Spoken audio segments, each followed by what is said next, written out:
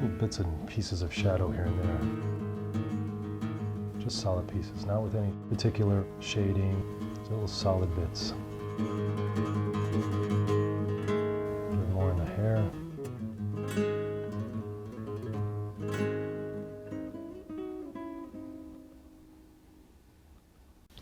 Let's finish the stripes on her top.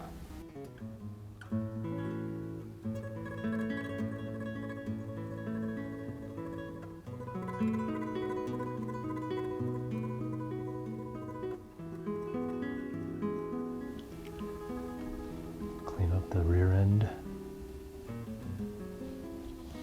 I thought Tom wouldn't come up with a fairly smooth line right here. He's a master at that.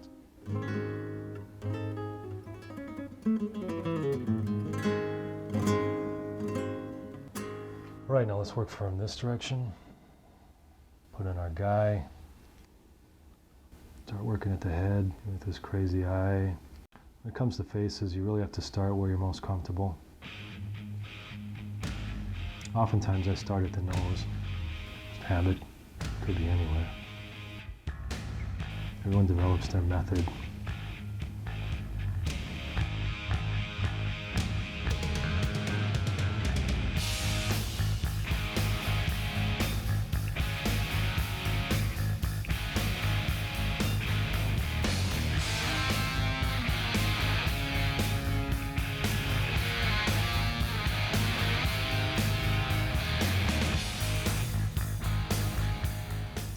Provide a little bit more form here.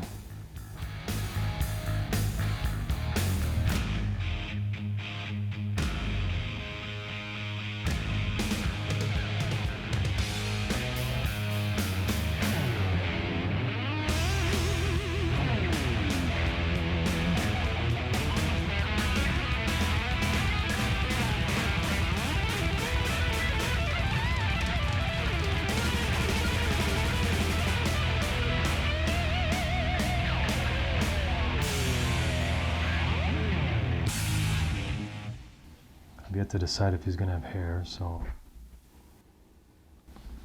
started working into the neck. Remember anatomy, if you've been working on it, you make these parts easier. If you don't know your stuff, go back to the books and figure it out.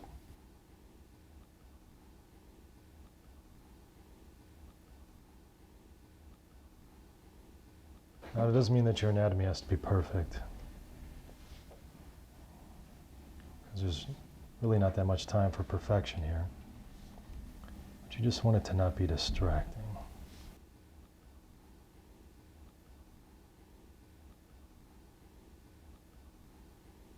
Working on a torso, starting to put in some of the structure.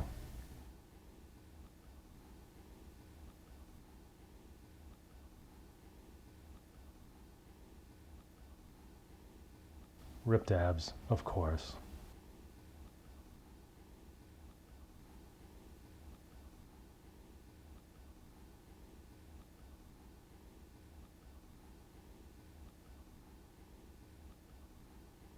Now here, since we got them all powered up with power fists, you don't have to put what's in behind here.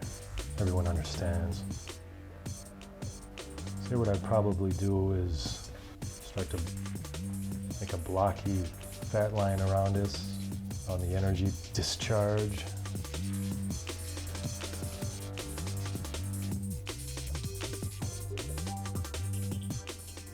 Hint that there's a hand in here somewhere.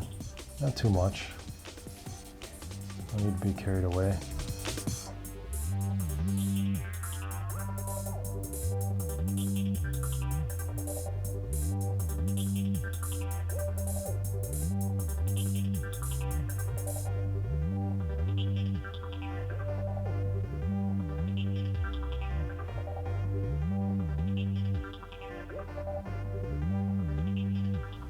What I'm going to do is sculpt this line, work a little bit, give us something to work with if we want to add a little bit of detail, but I don't think there'll be much.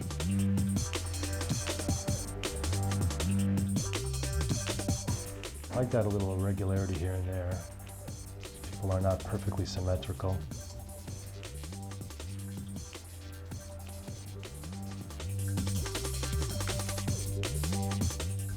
Drop in a few blacks.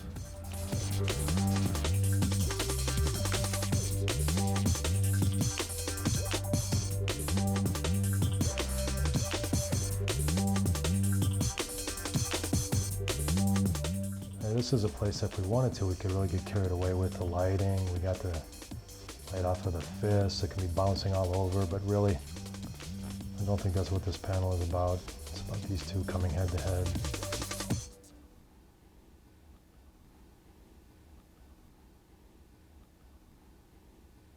We'll add some shading, just a little, on the center where these two light sources would possibly meet. This is where a lot of style comes into play, how you do your shading and your shadowing. Not just how you draw your characters, but how you render your little bits of line, your shading, shadowing, your cross-hatching. A lot of artists can be identified by this.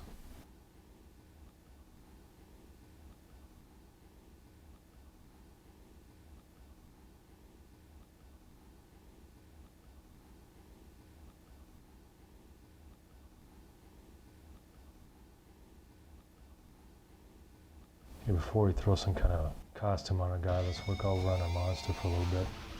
One thing that we can do is we can cast more shadow if we'd like. Maybe we'll carve out some of those to begin with to save time. Here, down here. I know the basic area that I need to have stand out. Go through like this.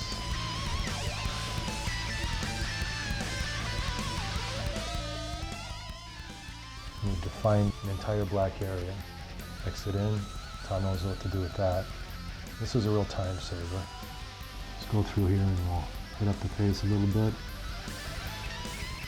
On the top, the blunt.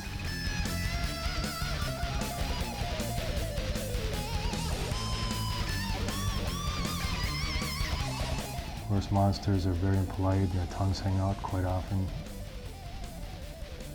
A little bit of that.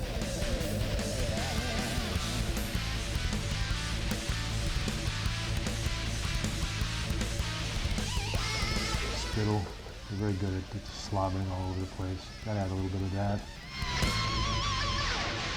Because if you're a hero and coming in to fight the monster is spit all over you, it just enrages you even more.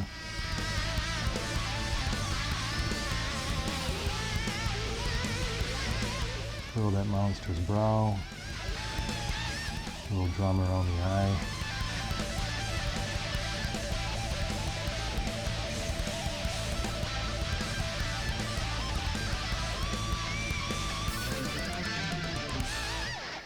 I don't want to duplicate everything I have in here, so I'm going to try things a little bit different. A little more light, perhaps.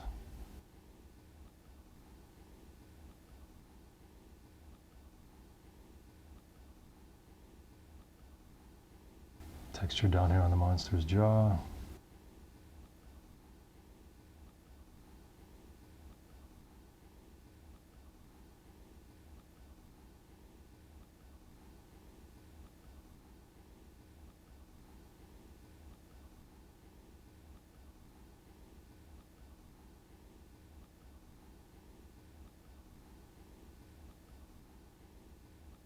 I probably won't put quite as many lines in here as I did here.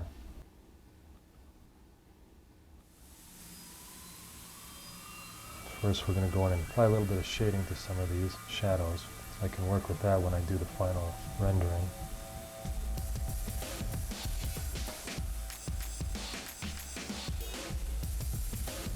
Good light here under the neck. Light source, at the very least, might illuminate some of the areas that were dark here before.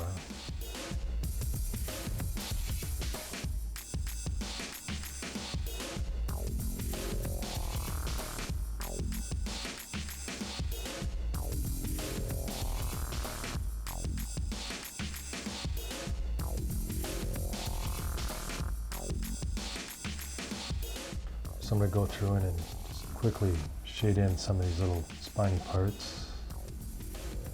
Just worrying about their blacks. Start to develop them from there a little bit.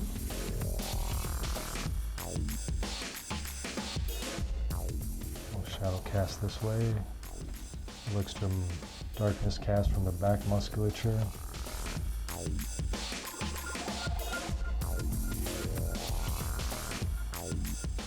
Here's one area where we don't have to do a lot of detail. In other words, we're going to pick our battles on this.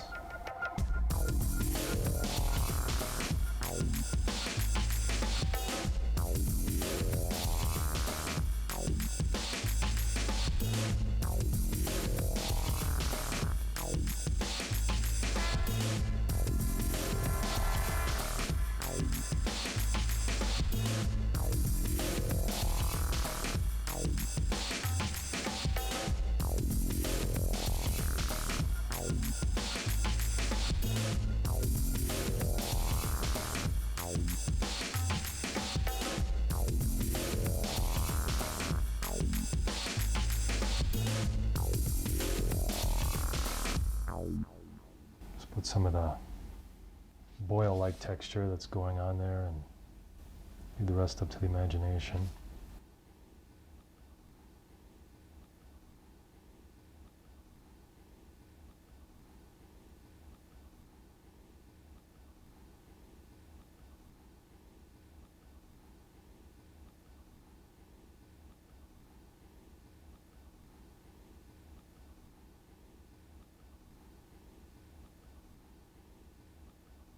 Continuing on with what I had done over here, add a little bit of this shading. I penciled as many as 7 pages in one day. That's a little bit beyond the industry standard. Sometimes you have a deadline to make. There's only one way to make it. That's to get it all done as fast as possible.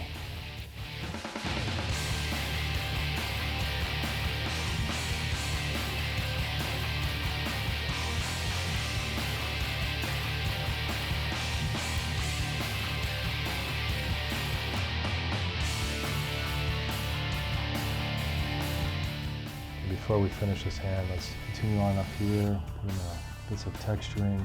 Remember, this is a monster, he's really irregular. You don't have to worry that you perfectly duplicate up here what you did, or down here. Just trying to give a hint.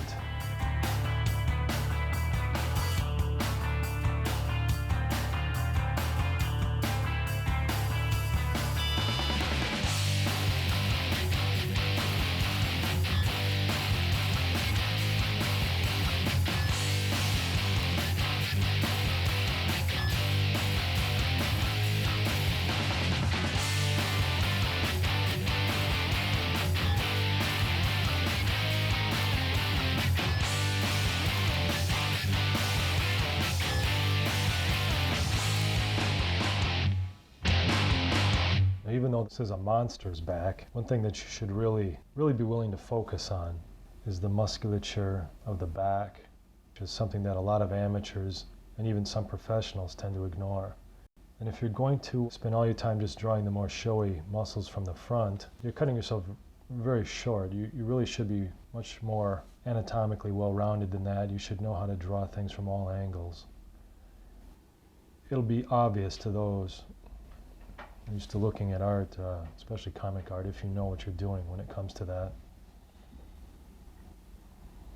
If it's an area you ignore, it'll be obvious to them as well. Don't ignore those details. It'll pay off. I was leafing through a comic the other day, actually a very good artist, and one that I'm not going to name, but through the entire comic, a character appeared many times, and I never once saw a back shot. I thought, well, that was very interesting. Go through an entire comic where a character appeared again and again and again, and we never saw anything from that from art. So let there be a lesson. Be well-rounded in this regard. Know all of your anatomy. Monster anatomy? Well, you just make that up. But the anatomy of a human being, male, female, whatever, you really should know better than that.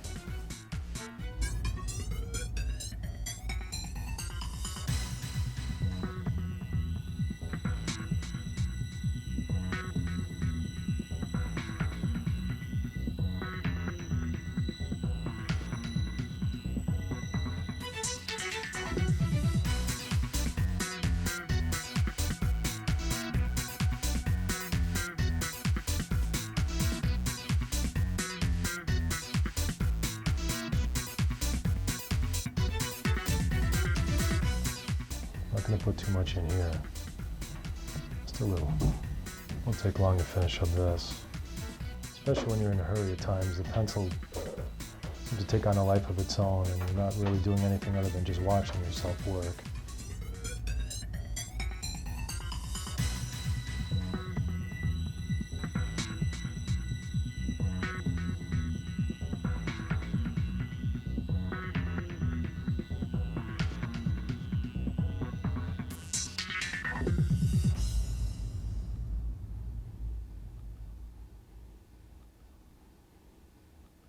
Now here, when the monster's hand is slamming down, before I even draw the hand, I'm going to start drawing some of this bric-a-brac flying up, much like I did over here. Started with that.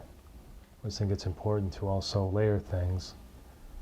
If you have pieces of stone and mortar flying around, you should draw it enveloping, getting in front, behind. If you all have it in one area, then you're going to appear really well organized, but not particularly realistic or chaotic.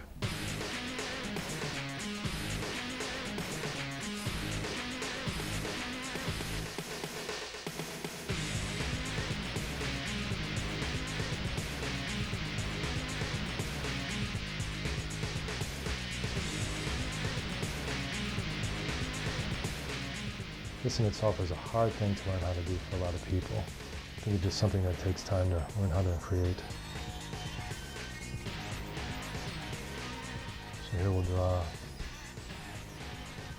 one claw, and sunk in, we'll sink in the other claw, sink in the other one.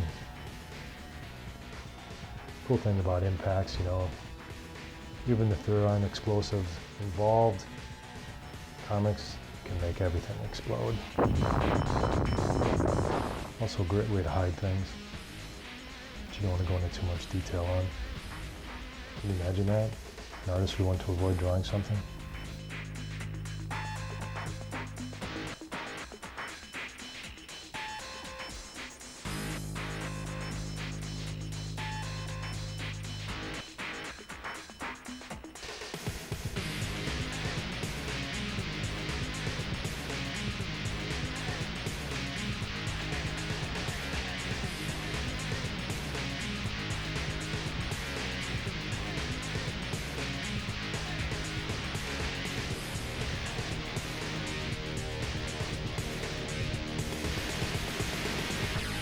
Here's where we get to draw rubble rising, pavement cracking, without getting carried away. Monsters are always doing stuff like that. Slam their fist down. Corps of Engineers has to come out and fix everything. Here's another example of texture in the pavement. It's another type of texture, different from the monster skin that I'd been working on earlier.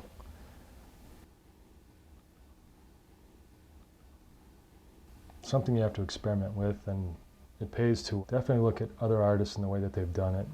Try to achieve that some kind of pavement texture. And once again, you don't want to draw things as if they're just a bunch of little individual pieces. You don't want things standing out by themselves. You want them to, especially in the case of this random destruction of a flat surface.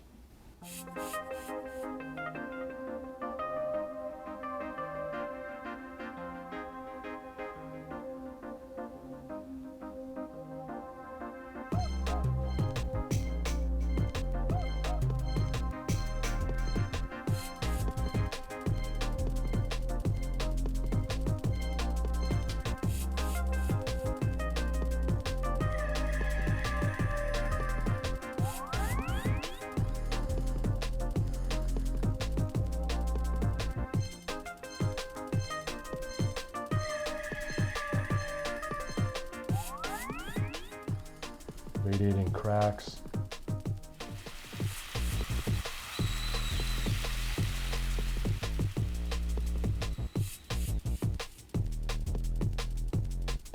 Speed lines to get stuff in motion. Maybe a little flames to give that feeling of this monster charging uncontrollably.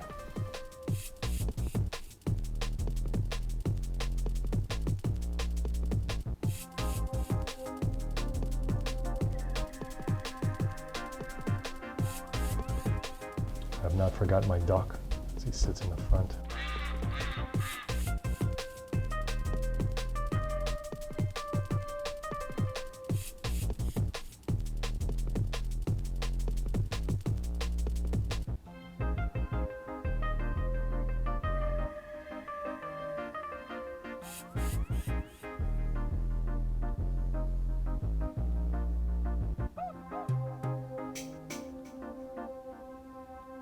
You know, if this had been a city street, there's so many other things that you could have taken into consideration. The way the pavement is ruled, the way that traffic lines run down the street, manhole covers, etc. So many things for you to consider. And they can be easily forgotten if you haven't gone the trouble to really take a look at a street.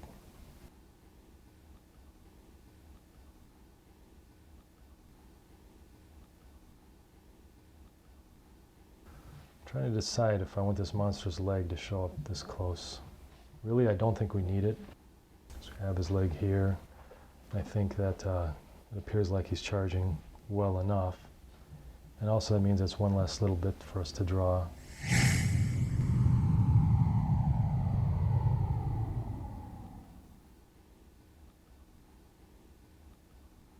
So right here we'll just have our damsel flying through the air. It allows her figure to be maybe noticed a little bit more.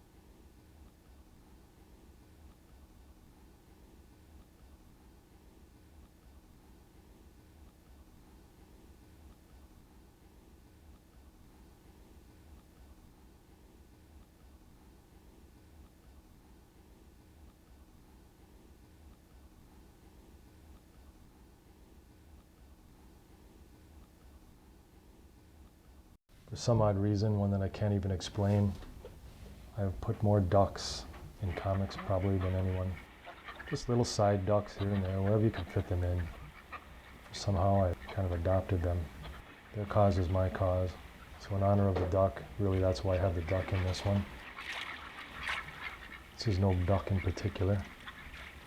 I'm not even partial to ducks, but he does fill in a little space in the background. I mean, it could have been anything. For comic relief, we're going with the duck. But he did serve a purpose here.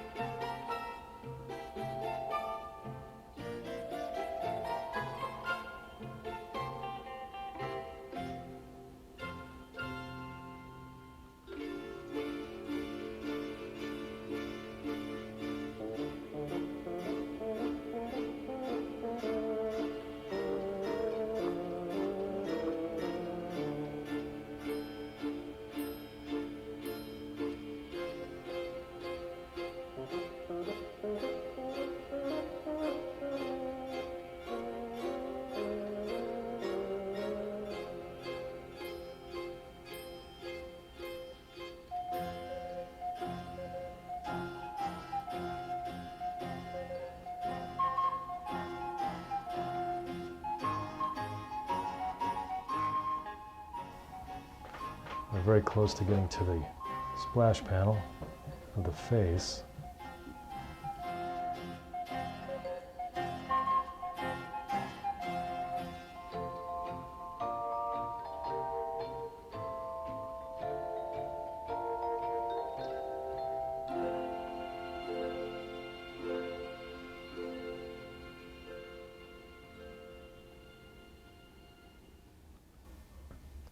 Just going to add a little bit of background line work. Just like if something is out of focus, it's really a way to fill some panel in.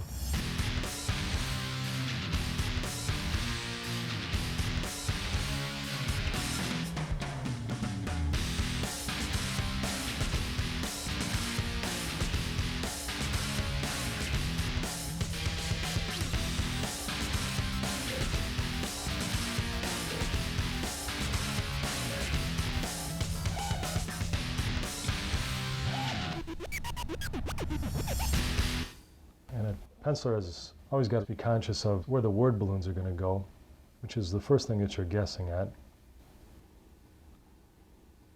You're trying to work around where these balloons are going to go. So we can imagine with the impact here, there could be a big, powerful sound here, one here, perhaps she would have a comment like, oh.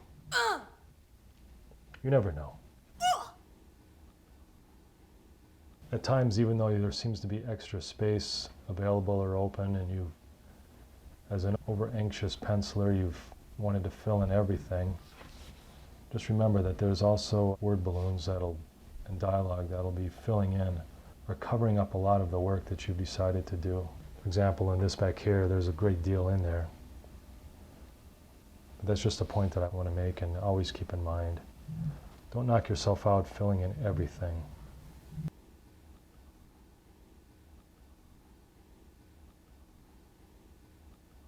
We're almost done. We're going to do this, and then we're going to, I figured, give this guy some kind of costume. Nothing dramatic, but he looks awfully bare, so we'll concentrate on his face first. I think first what we'll do is we'll go in and we'll define the basic black, just so we don't waste our time going over that stuff. When the light's cast up, it's going to cast up into the lip. Have your shadow on the bottom. Right here over the top of the nostril, it'll be heavy. You might take a little bounce light that we imagine coming from this side and cast it on the side of the nose to give it some shape. And up here, we can imagine our guy has some hair at the moment. Trapezius, pectoralis, above and below. Run through and do our contour.